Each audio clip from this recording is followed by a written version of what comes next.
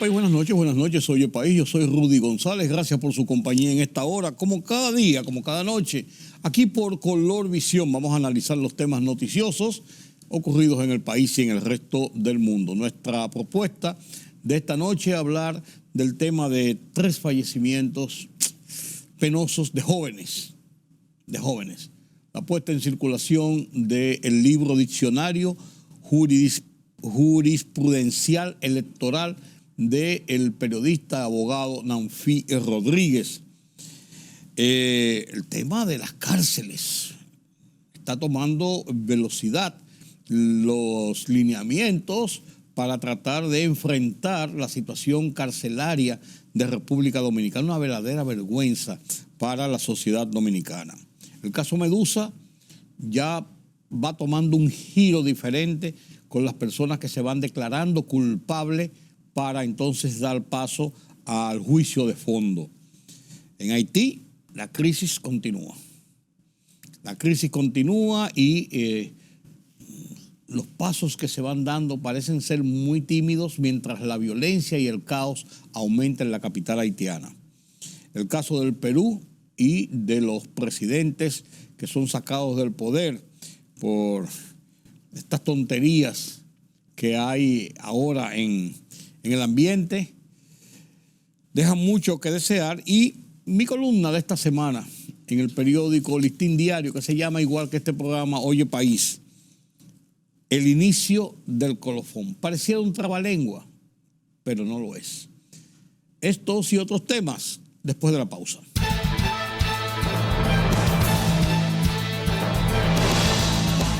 El presidente del Instituto Duartiano, doctor Wilson Gómez Ramírez, rechazó categóricamente las acusaciones hechas al país por Amnistía Internacional por la discriminación contra los haitianos, a supuestos dominicanos descendientes de estos y a personas de raza negra. Gómez Ramírez manifestó que estas mentiras se repiten constantemente y lo peor es que la administración estatal dominicana no hace nada para revertir o contrarrestar esta cruzada aviesa contra uno de los pueblos más solidarios como es el nuestro. El presidente Luis Abinader recibirá este viernes en el Palacio Nacional una comisión del Colegio Médico Dominicano, encabezada por su presidente Waldo Ariel Suero, para continuar las negociaciones sobre pedidos del gremio. Esta sería la reunión número 4 que realizan el presidente de la República, la vicepresidenta y el Colegio Médico Dominicano desde que se llevó a cabo el primer encuentro el 11 de enero de este año. República Dominicana inauguró hoy el Trade Show o exposición comercial en Miami. Se espera la firma de 41 acuerdos que representan más de $20 millones para el país, afirmó el ministro de Turismo David Collado. República Dominicana está de moda y solo en un día tendremos 1.200 reuniones de negocios para garantizar acuerdos que permitan que el turismo dominicano siga creciendo, expresó Collado a la apertura durante el Trade Show que se realiza en la ciudad de Miami, Estados Unidos, en el Hotel JW Marriott Marquis. Un total de 25 implicados en hechos de corrupción en el expediente de la Operación Medusa, que tiene como principal acusado al ex procurador general Jean Alain Rodríguez Sánchez, han admitido su culpabilidad tras arribar a acuerdos con el Ministerio Público. Entre los 25 que admitieron la acusación del Ministerio Público se encuentran 14 personas físicas y 11 personas jurídicas.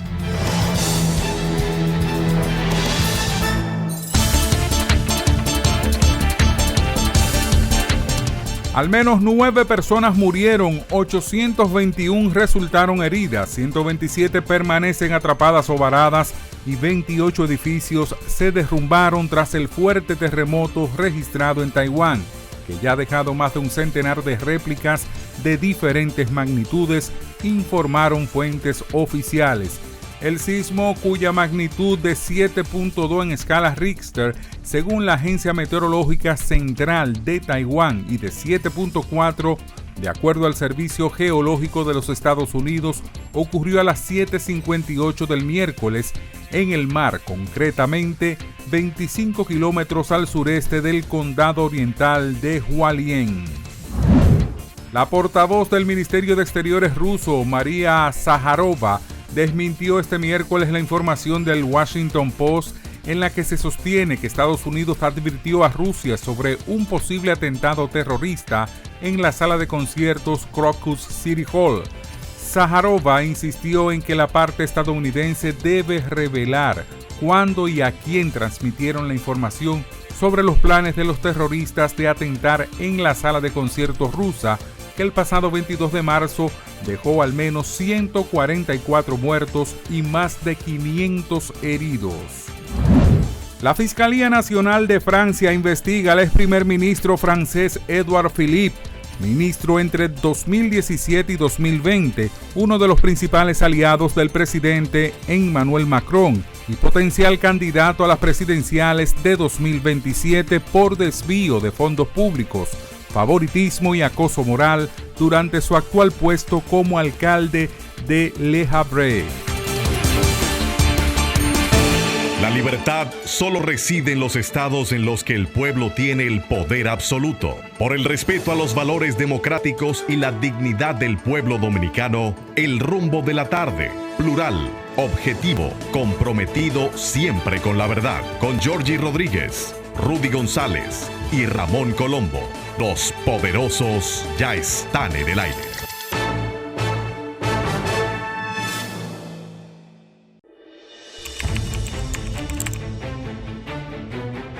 Periodismo de investigación, columnas, opinión, análisis, reportajes de fondo. Hora por hora, una completa plataforma multimedia. Periodismo con valor.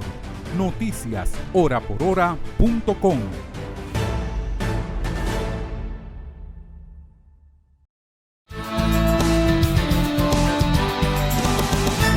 Esta semana, al despuntar la semana misma, la primera semana del mes de abril, han ocurrido algunos episodios. Uno viene de la semana anterior, pero esta semana ha tomado mucha publicidad y han salido muchos temas sobre él. Son los fallecimientos de 3 personas jóvenes, 2 jóvenes de verdad y un adulto joven. El caso de el hijo del presidente de la Cámara de Diputados, Alfredo Pacheco, en un tiroteo masivo ocurrido en la ciudad de Houston, Texas. Se llama igual que él, José Alfredo Pacheco, de 34 años de edad. Videos, declaraciones de la policía, informaciones indican que todo se trató de una emboscada y un asesinato premeditado. No fue que ellos murieron, o que ese joven murió en un entrecruce de tiros o de una bala perdida. Fueron a ejecutar a las personas que andaban en esa camioneta, en esa jipeta. Y 2 carros, se le atravesó uno por delante, otro por detrás, se desmontaron, ahí están las fotografías de la gente, la masiva cantidad de disparos, las declaraciones de la policía, todo esto, un acontecimiento de pesar. Es un joven dominicano que nació y se crió en Cristo Rey. Tenía ya un tiempo viviendo en los Estados Unidos, donde había comenzado a desarrollar una carrera relacionada con esto de DJ, de música, de esta nueva generación musical que hay. Parece que es una persona con un relativo éxito en este sentido. Versiones van, versiones vienen sobre el tema y uno no es capaz, yo no quiero juzgar a nadie, pero caramba, qué situación tan compleja, qué situación tan difícil esta de este joven, y con todos los videos y las informaciones. Esto, por ejemplo, que dice la policía. Hay 4 sospechosos que tenían 2 carros separados. Uno era un Dodge Charger de 4 puertas y la otra era un Mercedes-Benz, también tenía 4 puertas. Y los sospechosos todos son hispanos. De los 4, 3 tenían una camisa blanca y pantalones blancas también. investigación abierta sobre este tema ocurrido en plena calle, en la ciudad de Houston, una ciudad norteamericana, y uno diría, bueno, por allá en los Estados Unidos todos los días hay un tiroteo y matan gente. Sí, pero sí. Este es un caso. El segundo caso es el caso del joven José del Castillo Jr., hijo del senador José del Castillo Sabiñón, hijo, a su vez, o sea, nieto, a su vez, de José del Castillo Pichardo. José del Castillo Pichardo, el mayor, una persona de la sociedad dominicana, sociólogo, una persona escritor, historiador, una persona reputada del país que goza del cariño, el aprecio, la simpatía de la sociedad dominicana. Un hombre del país, de muchas vivencias. Su hijo, dedicado a la política directamente, senador actual por el Partido de la Liberación Dominicana por Barahona, fue funcionario del gobierno, ministro de Industria y Comercio. Es una persona también conocida, una persona joven, adulto joven, agradable, tratable, una persona, caramba. El hijo no lo conocía, 19 años apenas tenía este joven y murió. Una pena para esos padres. Y el tercer caso es el de Yaneli Duarte. Esta jovencita de 18 años fue muerta por una amiga con 14, 15 puñaladas. La encontraron muerta en Cotuí, en una casa en Cotuí. ¿Qué pasó? Al leer la historia en los periódicos de los relatos que hace la madre, la tía, un primo, sobre quién era la niña, cómo pasó esta situación, está detallado en las crónicas publicadas en la prensa de que la niña había tenido una vida tormentosa de angustias, de depresiones, que hasta la llevaron en un momento a intentar quitarse la vida, que parece que estaba en los últimos tiempos bastante reconfortada, tenía un novio incluso, pero dice la familia que ella era lesbiana, que tenía una relación con una joven, una relación tormentosa, una relación de esta naturaleza, que ella sabía que ella tenía esta tendencia, esta afición por personas de su mismo sexo, que tenía una relación con esta muchacha, que entendían que ya ella se habían separado, que ella tenía ahora un novio, pero es esta muchacha que tenía esta relación la que es acusada, que va y se entrega y que admite la muerte de una manera como 12, 14 puñaladas. Dicen los psicólogos que cuando ocurren asesinatos de esta naturaleza, con esta hazaña, eso es parte del desahogo, del desamor. Cuando se siente traición, cuando se siente rabia contra la otra persona por una razón personal. Y estos tres episodios, si usted lo concatena, ocurridos en los últimos días, mueven a reflexión a nosotros los padres. Son tres episodios diferentes, pero tienen un común denominador. Jóvenes, personas que mueren de forma violenta, personas que, de familias, con vidas diferentes, pero con ese común denominador. Problemas individuales, problemas personales, que yo no soy quien para entrar en la profundidad de los mismos. Estoy relatando lo que se ha publicado y de lo que se dice en voz de sus familiares.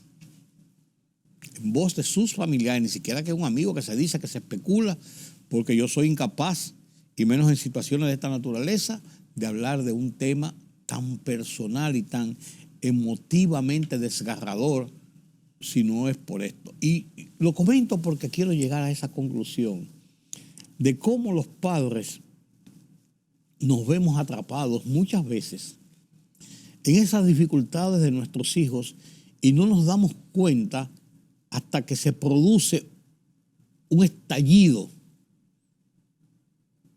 que nos abre los ojos. Y a veces nos damos cuenta y lo dejamos pasar. Y a veces no le damos importancia. Y cada rasgo, cada situación, cada problema que genera en el entorno de nuestros hijos, su falta de experiencia, su falta de conocimiento de cómo funciona la vida realmente, no los deja ver más allá de que los problemas vienen con las soluciones al lado. A veces las soluciones no son las que uno quiere, no son las que uno espera, no son las que uno desea que sean, pero tienen una solución.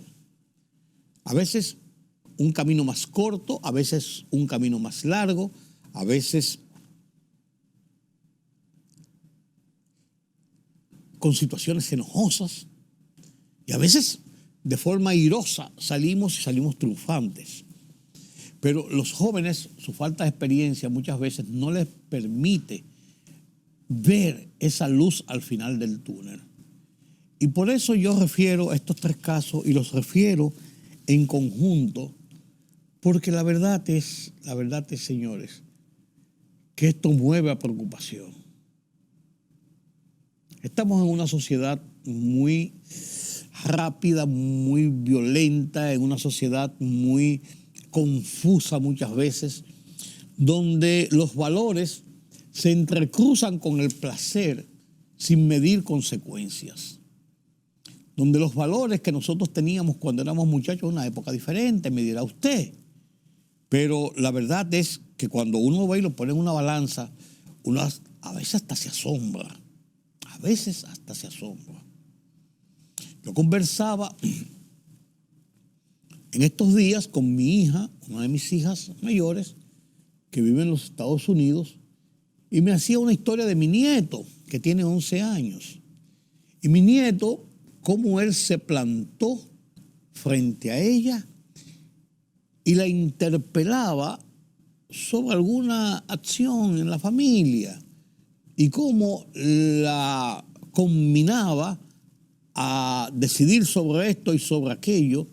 Y mientras ella me lo iba contando, yo lo estaba viendo prácticamente y pensaba, este niño de apenas 11 años, y esa es la reflexión de ella también, cómo tiene la capacidad, incluso para enfrentar a sus padres, para indicar que él tiene razones para enmendarle la plana a los padres. En buen tono, pero con firmeza, me comentaba mi hija. Entonces uno dice, caramba. Y uno hace esas reflexiones y cuando uno ve esto, estoy hablando de un niño de 11 años, cuando uno ve esto que pasa en este entorno de estos jovencitos de 18, 19 años, un hombre ya adulto, un poco más adulto, de 34 años, el hijo de Pacheco, pero de estos dos casos del hijo de José del Castillo, nieto de don José del Castillo Pichardo, hijo de José del Castillo Sabiñón, de 19 años, y esta jovencita, Yaneli Duarte, de apenas 18 años, uno se ve en el espejo y uno dice, ¿a qué estamos asistiendo? ¿Cuál es el escenario en que vive nuestra sociedad? Y son reflexiones que como padre, como entes de la sociedad, uno se hace. Yo que he tenido muchas posiciones importantes, diría yo, en medios de comunicación, por ejemplo, dirigir un periódico, por muchos años, y ver muchos episodios a diario de situaciones que ocurren en las familias, que ocurren en los barrios, que ocurren en los entornos de la sociedad, donde no se discrimina muchas veces clase social, clase económica, sino en los senos de las familias. Uno llega a estos puntos y se asombra, es porque estamos cambiando. cómo encauzar nuestra sociedad en este sentido. Yo no pretendo, ni quiero ser psicólogo ni psiquiatra, no es mi profesión, no es mi área, pero soy padre y soy miembro de esta sociedad y eso me conturba. Quizás yo debo sentarme a hacer una sesión con mi amigo personal, mi hermano, el doctor César Mella, para que él desde su óptica de conocedor de la conducta humana me haga algunas explicaciones que quizás satisfagan esas curiosidades que yo tengo.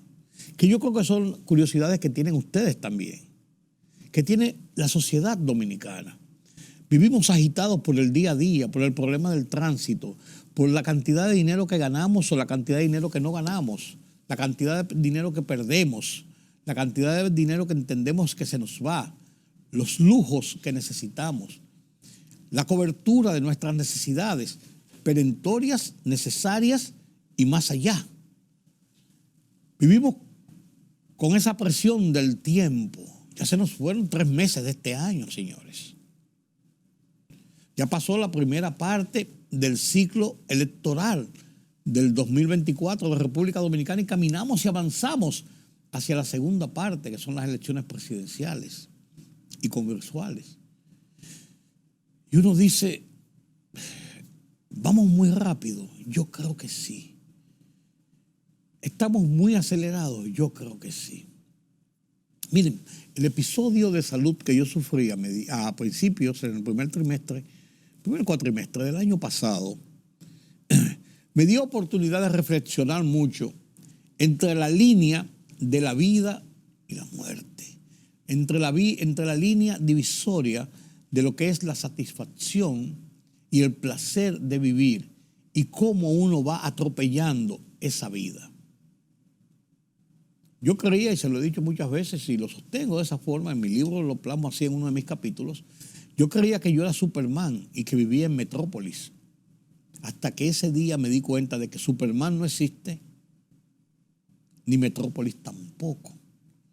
Y eso te ayuda a aterrizar en la realidad en que vivimos. Y usted me dirá, ¿qué viene esta charla? ¿Qué viene esta charla, Rudy González? Tú no eres un psiquiatra ni un psicólogo, vuelvo y digo, ni pretendo serlo. Estoy haciendo una reflexión sobre estos casos porque me han abrumado ver estos 3 episodios, así, pam, a borbotones, en 48 horas, en 72 horas, que perturban el ánimo, perturban la serenidad y obligan a la reflexión. Por lo menos a mí, que soy una persona de familia, que tengo hijos, que tengo amigos, que tienen hijos, que tengo familias, que tienen sus hijos y que tienen sus organizaciones de familia, que veo a diario este desarrollo de la vida cotidiana en República Dominicana. Y a veces nos perdemos mucho en que si el presidente dijo, que si la oposición tornó, que si el jefe de la policía tal cosa, que si el lío del tránsito, que si la basura, que si la... En cosas que están ahí y nos desentendemos a veces y no nos damos cuenta de que el gran problema, la gran necesidad de nuestra presencia, la gran necesidad de ser ese eje unificador, muchas veces en las familias somos nosotros y es la realidad. Que lo demás son las cosas colaterales, son lo que adornan y conforman el entorno de nuestras vidas.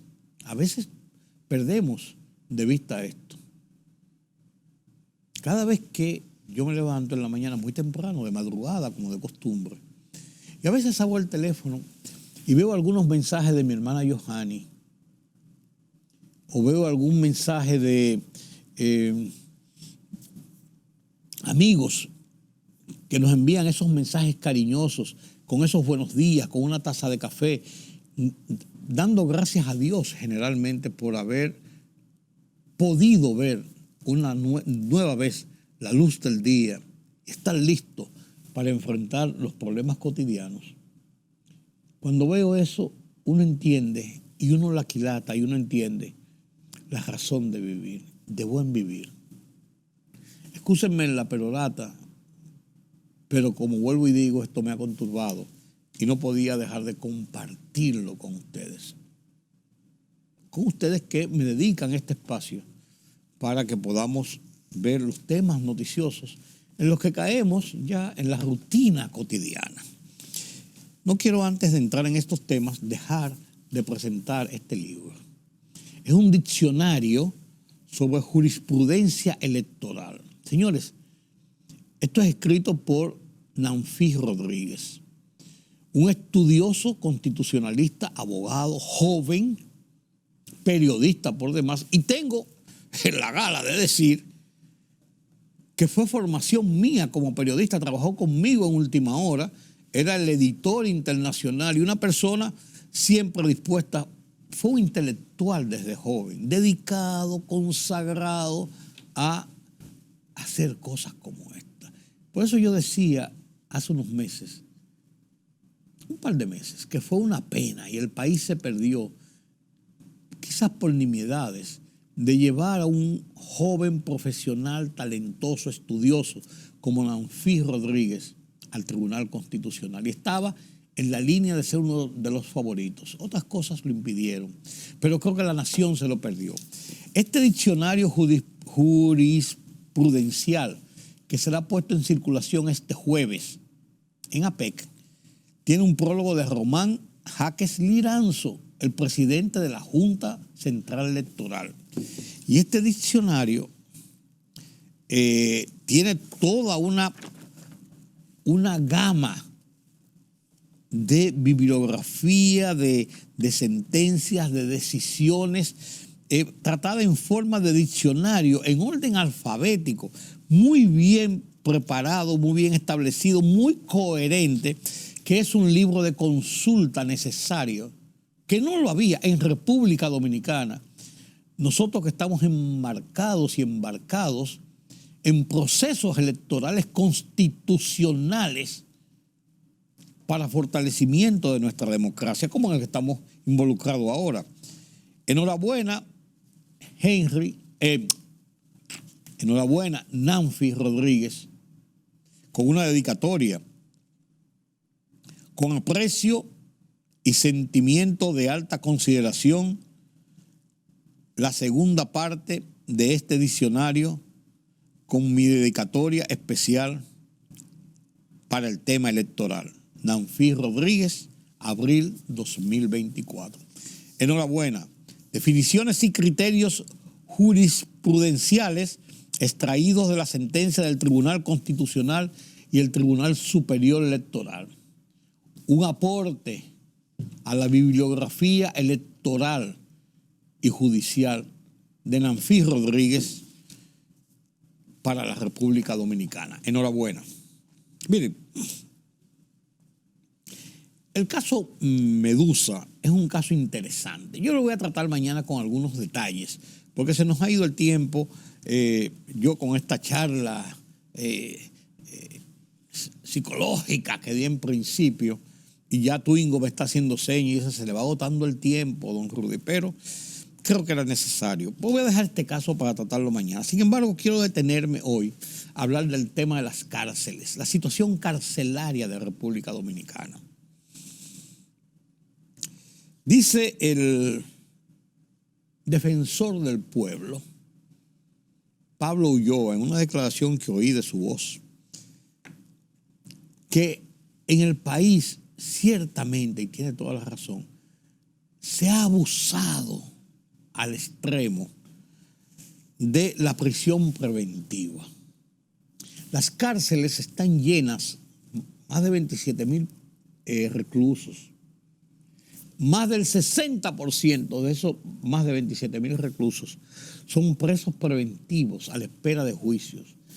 De procesos que a veces duran 2, 3, 4 años y hay personas bajo arresto, presos preventivos. Y a veces se da la máxima de que toda persona es inocente hasta que se pruebe su culpabilidad y algunas de esa gente que pueden estar en esa condición resultan libres después. o que le aplican por vergüenza judicial aquello que se usaba en la época de Balaguer, para no ir muy lejos, donde los jueces decían, a los presos políticos principalmente, decían, condenado a pena cumplida, tenían 4 años encerrados, a pena cumplida. Eso es una vergüenza. Y dice el defensor del pueblo, Pablo Ulloa, que aquí se ha abusado al extremo de la prisión preventiva. Que una razón del hacinamiento que hay en las cárceles está asignado precisamente por ese abuso de la prisión preventiva, de la cual es responsable los fiscales y los jueces principalmente. Los fiscales, aquí están que para todo piden prisión preventiva, para todo el mundo que cae preso, prisión preventiva, prisión preventiva, prisión preventiva. Y los jueces, muchas veces, actuando en lo que entienden que es la ejecución de justicia, pero la mayoría de las veces por temor al paredón mediático a que deben someterse, porque aquí, si usted da una sentencia que a mí me gusta, ese juez es lo mejor que hay. Pero si a mí no me gusta esa sentencia por lo que sea, a ese juez lo compraron, ese juez se vendió, ese juez es un bandido, y comienzan a averiguarle santos y limosnas y a inventarle cosas muchas veces para tratar de desautorizarlo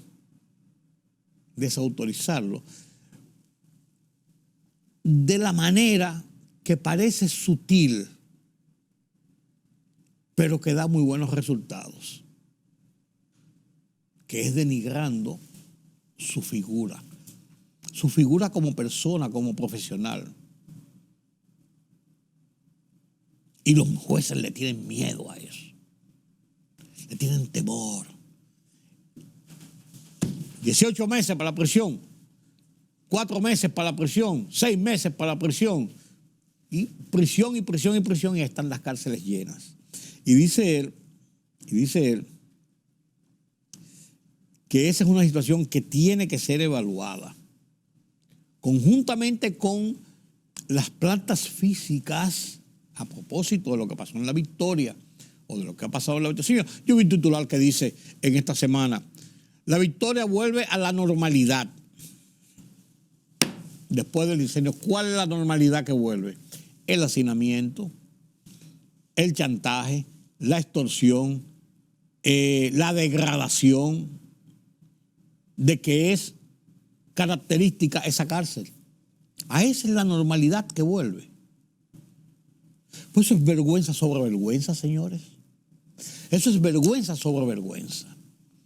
Pues esta comisión que preside Jorge Subero Isa, nombrada por el presidente de la República por decreto, se reunió una vez, se va a reunir otra vez, tienen otras reuniones y están tratando de ver el contexto de la situación carcelaria vista en varios temas. Tema número 1, las condiciones de las cárceles, las condiciones físicas, las condiciones de convivencia de las cárceles, lo que pasa ahí adentro. Y el otro tema es la situación de la cárcel de Las Parras, que costó más de 6.000 millones de pesos, o que se invirtieron más de 6.000 millones de pesos, que es parte de un juicio, de un proceso que está todavía en ejecución y que no ha ido a juicio de fondo por corrupción, por sobrevaluación, por vicios de construcción. Pero que la parte construida con dinero del pueblo debe ser ocupada, debe ser en lo que el expediente sigue, y comenzar a desahogar un poco esa Victoria que no aguanta más, señores. Una cosa terrible. Una cosa terrible, terrible, terrible. Pero yo espero que salgamos a algún camino. Porque Yo oí a una persona de esto en estos días de elecciones y de campaña, un vocinglero de eso que decía, eso es culpa de este gobierno no ha hecho nada por las cárceles. Miren, señores, el tema de la situación penitenciaria, del sistema carcelario de República Dominicana, es una cosa que viene desde que se fundó la nación. Pero vamos a echarlo más para acá, desde la postdictadura. Pero vamos a echarlo más para acá, si usted quiere, desde el momento de la apertura democrática que todavía vivimos hoy, después de la revolución para acá, del 66 para acá, que comenzaron los gobiernos consecutivos de forma democrática, la alternancia en el poder, la correlación de fuerzas, todo esto que usted quiera. Del 66 aquí hace 76, 86, 96, son 30 y 28 son 58 años. Y la situación ha sido exactamente igual, creciendo, aumentando por la población carcelaria, pero exactamente igual. Es una responsabilidad de la sociedad. Es una responsabilidad del Estado dominicano como tal, del gobierno central, del poder judicial, de la parte represiva del Estado. Son cárceles que en vez de ser centros de regeneración, son centros de adiestramiento de la delincuencia y la criminalidad. Y eso hay que revertirlo, señores. Y no hay que llegar a los extremos de el nuevo paladín de la justicia, Nayib Bukele, con lo que está haciendo en El Salvador, llenando cárceles de gente,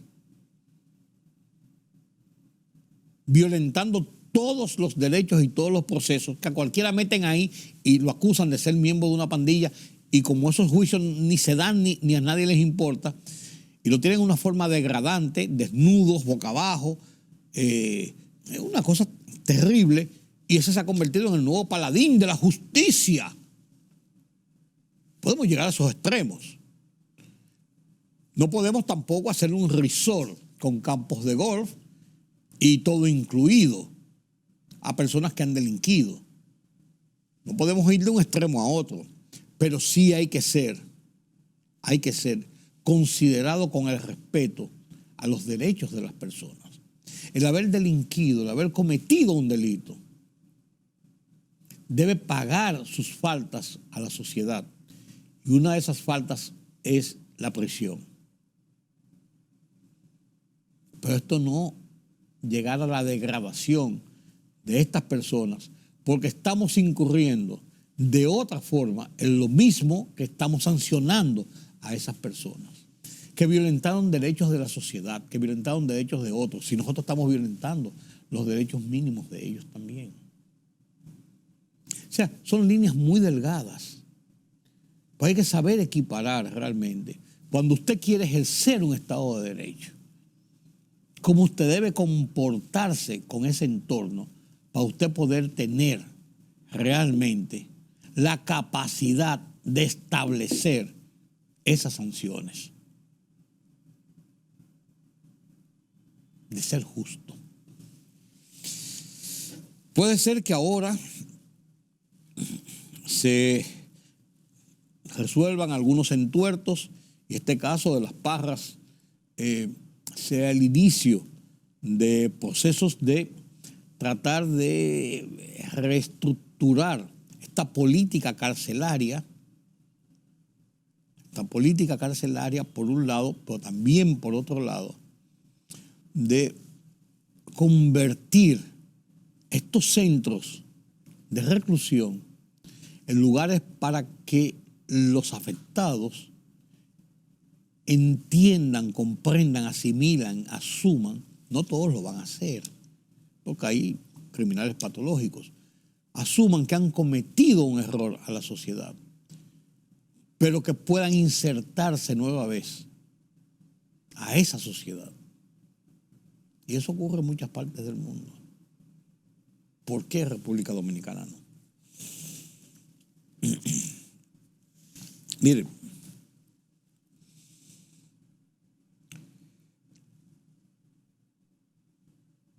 esta semana, en el tema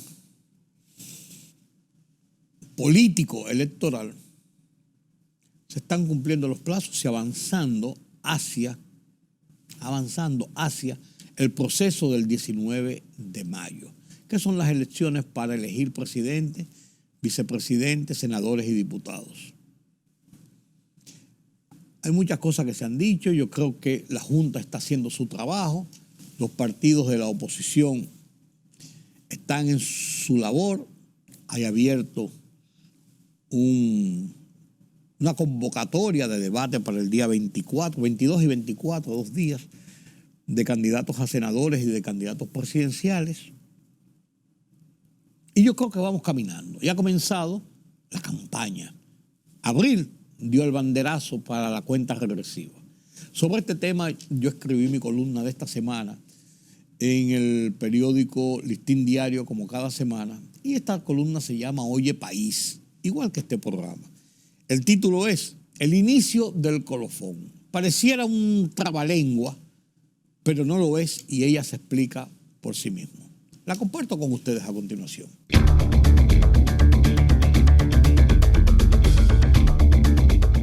Con abril se inicia la cuenta regresiva hacia las votaciones nacionales fijadas para el 19 de mayo, en que los dominicanos elegirán presidente y vicepresidente, senadores y diputados. Es lo que enmarco como el inicio del colofón.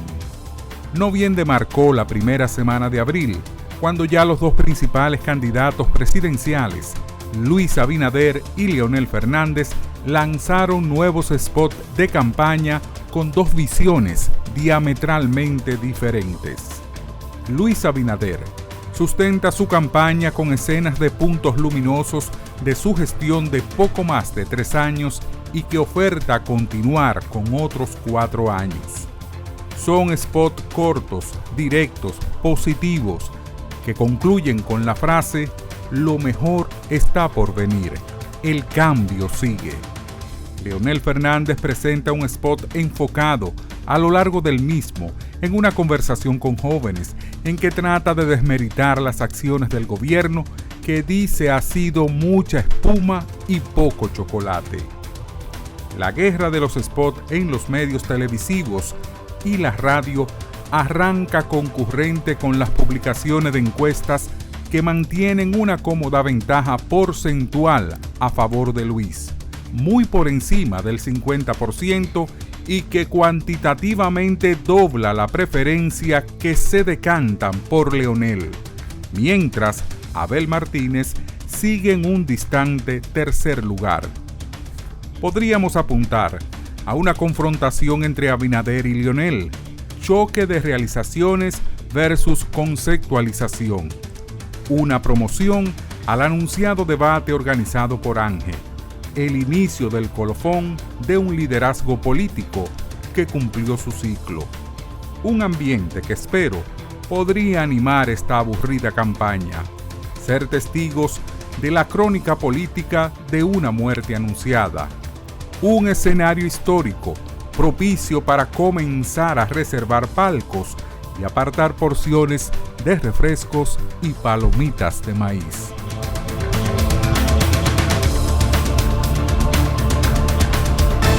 La libertad solo reside en los estados en los que el pueblo tiene el poder absoluto. Por el respeto a los valores democráticos y la dignidad del pueblo dominicano, El Rumbo de la Tarde, plural, objetivo, comprometido siempre con la verdad. Con Georgie Rodríguez, Rudy González y Ramón Colombo. Los poderosos ya están en el aire.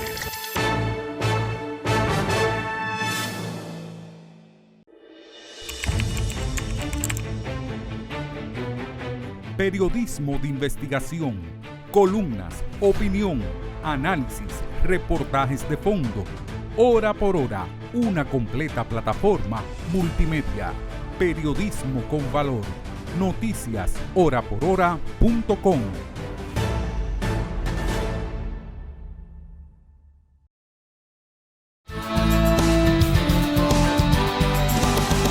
Palacio Presidencial de Haití bajo ataque. Ampliamos con la periodista en Puerto Príncipe, Colette Lespina. Colette, saludos y ¿qué más detalles has podido conocer? ¿Cuál es la situación a esta hora en Puerto Príncipe en torno al Palacio Presidencial? Saludo a todo el mundo. Sí, alrededor del Palacio Nacional y en otras calles también de Puerto Príncipe hubo muchos tiros y las bandas coordinadas por Jimmy Cheguizier Barbecue, cuyo es portavoz de esa coordinación de bandas que se llama Vivir Juntos, intentaron de entrar en el Palacio Nacional. Y para hacer eso, lo que han hecho es tirar en todas partes.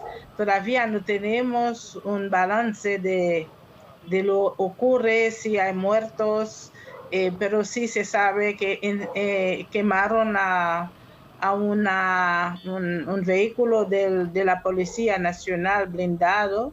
Entonces, hasta ahora las calles alrededor del Palacio Nacional están un poco vacíos, sin gente, porque la gente tuvo que salir de ese sitio, que queda también cerca del principal hospital, centro de hospital del país, pero es un centro que desde el inicio del mes de marzo no podía funcionar, porque las bandas habían controlado un poco toda esa parte y quemaron a las farmacias y a muchas empresas que estuvieron en esa zona y hoy intentaron de penetrar en el palacio. Colette, solamente considerar que tenemos otras imágenes, porque las imágenes que están llegando por agencia realmente hablan de una extrema violencia. Por favor, la próxima respuesta breve. Quiero hablarte de esa extrema descomposición de la gobernabilidad que está ocurriendo en este momento, también esa explosión del crimen que nos comentas, que ocurre en medio del trabajo del Consejo Presidencial de Transición, que debe designar, recordemos, al nuevo primer ministro y también convocar a las nuevas elecciones presidenciales. Y aquí la pregunta, Colette, ¿qué nos puedes contar de este proceso casi imposible en medio de esta ola de violencia? El proceso está en mucha dificultad. No solamente está la violencia, sino también hay otros grupos, otros sectores que no quieren a ese consejo, que preferían un juez de la Corte Suprema. Y entonces todavía no hay un consenso global muy fuerte alrededor del consejo. Todavía sus nombres no fueron publicados en el periódico oficial para formalizar todo eso. Señores, esto de Haití es terrible. Esto es terrible. Lo último que dicen las informaciones es que ya fue aprobado entre los miembros del Consejo Presidencial, que está tratando de conformar un gobierno provisional. Ya hubo un acuerdo, se firmó un protocolo de acuerdo, se envió al CARICOM, que es el garante de esto que está tratando de conformarse en Haití, para tratar de dar paso a este gobierno provisional o este consejo de gobierno provisional presidencial. Mientras tanto, la violencia continúa. Barbecue haciendo las de ellos, atacaron el Palacio Nacional a tiros limpios, ocuparon el Hospital Central.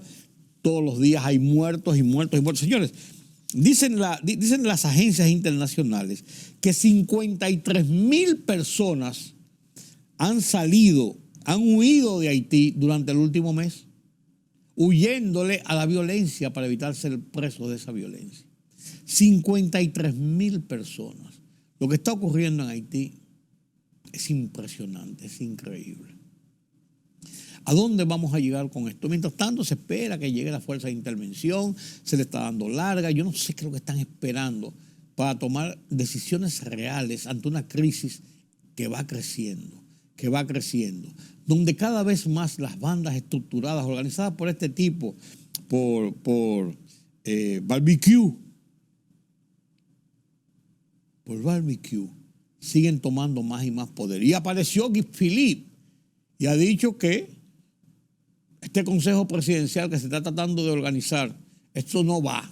Y que lo que deben hacer los ministros actuales, que funcionan ahí mientras tanto, porque el primer ministro anda huyendo por California. Uno no sabe si huyendo o haciendo qué. Lo que deben hacer es nombrarlo a Gilles Philippe como el jefe de Estado para que él funcione y enfrente la situación. Vaya usted a ver, vaya usted a ver.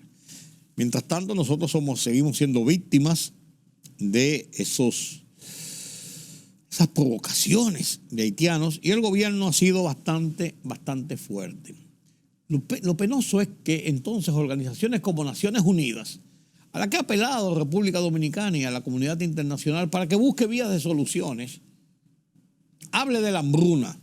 Ellos le redujeron 25% de la ayuda que se le da para la alimentación en Haití para este año. ¿Qué es lo que están hablando de hambruna? Ustedes son también responsables de esa hambruna, por un lado. Y por otro lado, los organismos de las propias Naciones Unidas y de otras organizaciones como Amnistía Internacional andan proclamando en el mundo que los dominicanos dejemos de ser, señores, hay que tener cachaza, dejemos de ser xenófobos y perseguidores de los haitianos, de tratarlos como parias y de expulsarlos de nuestro país. Pues los Estados Unidos han dicho que no aceptan inmigrantes haitianos y el gobernador de la Florida conformó una fuerza especial para custodiar las costas de la Florida y evitar que barcos llenos de inmigrantes de haitianos lleguen a sus tierras. Pero Bahamas y otros países del CARICOM han dicho que no, que ellos no van a aceptar refugiados, que el refugiado que entra, el refugiado que se va para atrás. Los dominicanos. Qué bueno. Qué bueno los dominicanos. Nosotros podemos hacer más de lo que hemos hecho por Haití, incluso de tomar con pinzas las provocaciones que a diario se hace contra este país. Eso es así, señores. Tenemos que vernos con detenimiento en ese espejo. Una situación bastante compleja, bastante fuerte, que nos toca de una u otra manera por compartir la isla, pero que no tenemos por qué ser los receptores del gran problema que los otros grandes no quieren ayudar a solucionar y que sí quieren endilgarnos en las culpas nuestras, que sí quieren endilgarnos en nuestros presupuestos, en nuestro medio de vida, nuestra forma de vida, en nuestras costumbres. ¿Con qué cara dura pretenden esas grandes naciones y organismos internacionales endilgarnos culpas a los dominicanos de la crisis haitiana? Y aquí, adentro, hay muchas personas, incluso sectores de la Iglesia Católica, como aquellos que fueron al periódico El Día a proclamar que nosotros somos xenófobos y que debemos permitir que entren los haitianos y que establezcan campos de refugiados en República Dominicana. O como aquellos que del sermón de las 7 palabras también se pronunciaron en ese mismo término. Bueno, no se puede esperar otra cosa si el arzobispo de Santo Domingo, Monseñor Osoria, es un pro haitiano, declarado y confeso, diría yo, desde aquellos días que era obispo de la diócesis de San Pedro de Macorís y apañó, impulsó, apoyó, ayudó a las diabluras que hizo el padre Harley cuando hizo aquellos famosos reportajes de cómo se maltrataba a los haitianos en los batalles azucareros de la región este. ¿Qué podemos esperar? ¿Qué podemos esperar si en las entrañas del monstruo tenemos al enemigo? Y qué no decir de una clase política que por endilgarle culpas al gobierno desdice de cada acción que se hace en República Dominicana sobre el tema haitiano, sobre lo que hacen nuestras autoridades. ¿A dónde vamos a llegar, señores? ¿A dónde vamos a llegar? Como colofón de este comentario sobre el tema haitiano, me permito compartir con ustedes esta columna, este editorial del periódico Listín Diario de hoy, frente al chantaje de los injerencistas. Dedicada al tema de esto que estoy comentando, de ese movimiento, ese plan pro-haitiano y contra dominicano. En la voz de Miguel Franjul, director del periódico Listín Diario, comparto con ustedes el editorial de la fecha, frente al chantaje de los injerencistas. Frente al chantaje de los injerencistas. En 200 años, nuestro país ha librado heroicas luchas por su soberanía, pagando una alta cuota de sangre y de sacrificios para defenderla y mantenerla. Por tanto, es inaceptable que otras naciones u organismos internacionales, pasándose de atrevidos, intenten maniquearla con políticas migratorias o de otra índole contrarias a nuestros intereses. En las desembosadas presiones que ejercen incluso a través de agencias de las Naciones Unidas, países y organizaciones títeres quieren obligar a la República Dominicana a darles asilo a quienes deseen salir del infierno de violencia y muerte que prevalece en Haití. En adición, presionan para que el gobierno suspenda las repatriaciones de extranjeros ilegales bajo la falaz acusación de que éstas se realizan al tenor de una violencia racial y múltiples violaciones a los derechos humanos. Pero no presentan pruebas reales y fidedignas de agentes migratorios poniéndoles las botas sobre los cuellos a los apresados ni descargando latigazos en sus cuerpos para someterlos a la obediencia. Amnistía Internacional, una de las organizaciones que se prestan para servir de cámaras de eco a las potencias que atizan estas injerencias, acaba de darle una orden tajante al gobierno para que cese las políticas migratorias discriminatorias y se abstenga de detener y deportar a mujeres embarazadas y menores. En pocas palabras, que importemos la pobreza desde Haití, absorbiendo a los que huyen de la crisis, mientras esas naciones y organismos se cruzan de brazos indolentemente frente a esa tragedia. La frecuencia con que intervienen y presionan en estas direcciones refleja sin dudas la existencia de un entramado antinacional que opera desde fuera para minar las bases de nuestra soberanía, atacando uno de sus pilares, la ley migratoria. Mientras el gobierno y los ejecutores de la política exterior no pongan en su sitio a los que promueven estas injerencias, denunciándolos como agentes de la falacia y el chantaje, los irrespetos continuarán. En otros países donde la dignidad y la identidad nacional son sagradas, a los irreverentes se les rechaza con firmeza y con medidas fuertes para que no osen inmiscuirse en sus asuntos internos. Los 200 años de lucha que comienzan desde la independencia efímera del 1821 dan pleno y legítimo derecho a los dominicanos a defender su soberanía, cueste lo que cueste, aunque se hunda la isla, como lo proclamaron los padres de la patria.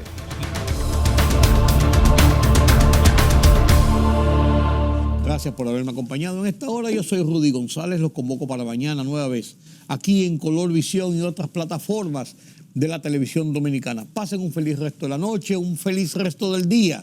Tenemos una cita nueva vez mañana. Yo soy Rudy González. Será hasta entonces.